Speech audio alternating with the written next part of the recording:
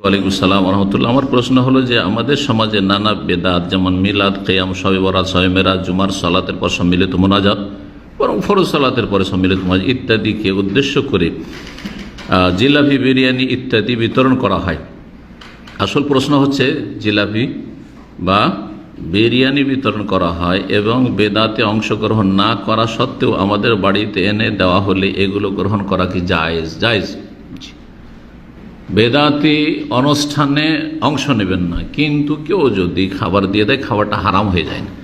একমাত্র সেই খাবার হারাম, বাড়াবাড়ি কথা বলা ইসলাম নয়। যেটা আছে ইসলামে সেটাই বলতে হবে।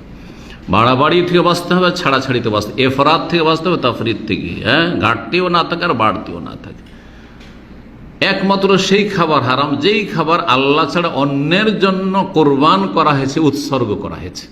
ওমা উহিল্লা বিহি লিগাইরিল্লাহ, তাহলে দেবদেবীর সামনে মিষ্টি, কলা রাখা হয়েছে, বা আপনার বলিদান করা হয়েছে, জবাই করা হয়েছে, সে মাজারে নিয়ে গিয়ে খাসি মুরগ জবাই করেছে, হ্যাঁ ওগুলো খাওয়া হারাম, ওগুলো খাওয়া হারাম, হারাম হয়ে গেছে। কারণ জবাই আল্লাহর নামে হইতে হইতো, কিন্তু গায়রুল্লাহর নামে সেখানে বা গায়রুল্লাহর সন্তুষ্টির জন্য, সান্নিধ্যের জন্য জবাই করা হয়েছে। বাকি বেদাতি খাবার অনুষ্ঠানে হাজির হবে না, কিন্তু বেদাতি মহল যদি খাবার পাঠিয়ে দেয়, তারা মুসলিম ভাই, আর মূলত খাবারটা হারাম নয়, খাবারটা হালাল।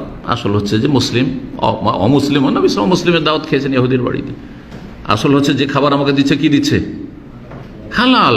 যতক্ষণ পর্যন্ত না জানবো যে হারাম, যখন জানবো যে না ও বলছে যে এই জুয়াতে আজকে জিতেছি, লটারি জিতেছি, সেই জন্য খাওয়াচ্ছে, হারাম, তখন খাওয়াবো না।